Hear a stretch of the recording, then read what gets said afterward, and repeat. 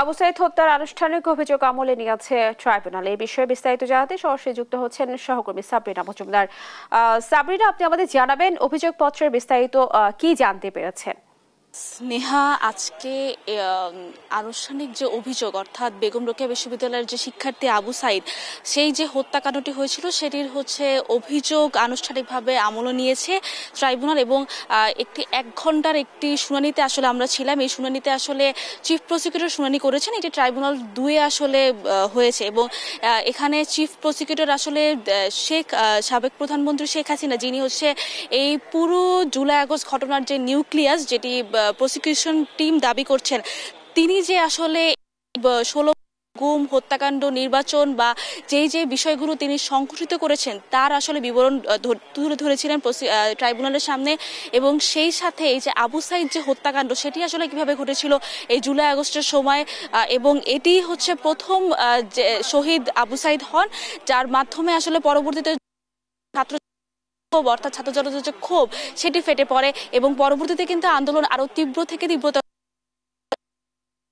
কিন্তু আন্তর্জাতিক অপরাধ ট্রাইব্যুনালের যে প্রসিকিউশন তারা তুলে ধরেন যে আবু সাইদ হত্যাকাণ্ডটা আসলে কিভাবে হয়েছিল এবং সেখানে তারা বলেন যে আবু সাইদ হত্যাকাণ্ড হওয়ার সময় বেগম রোকেয়া বিশ্ববিদ্যালয়ের 1 নম্বর গেটে যে আবু সাইদ ছিল সেখানে কিন্তু ছাত্রলীগ নেতা দুজন তাকে চড়থাপ্পড় মারে এবং সেই সাথে তাকে চেপেও ধরে।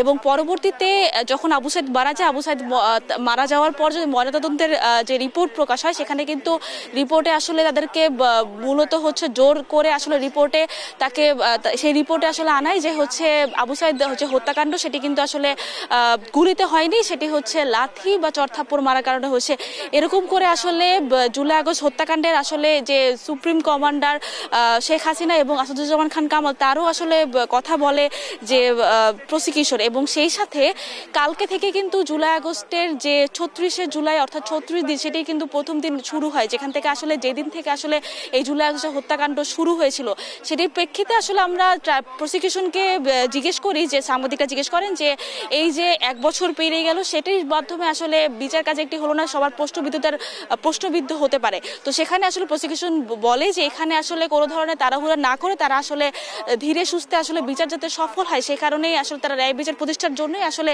এই বিচারটা আস্তে ধীরে এবং পুরোপুরি যাচাই বাছাই করে সেটির মাধ্যমে যাচাই বাছাই করে আসলে বিচারের কাছে চালাবে। এবং সেই সাথে আরেকটা যেটি বিষয় জানিয়ে দিতে, যে 26 জনের বিরুদ্ধে যে গ্রেফতারি পরোয়ানা জারি করেছে সেটির বিষয়ে আমরা জানতে চাই যে কি কার কার নাম আসতে পারে। সেখানে আসলে তারা এটি আসলে ন্যায় বিচারের স্বার্থে আসলে আমরা সবার নাম আসলে বলতে পারবো না।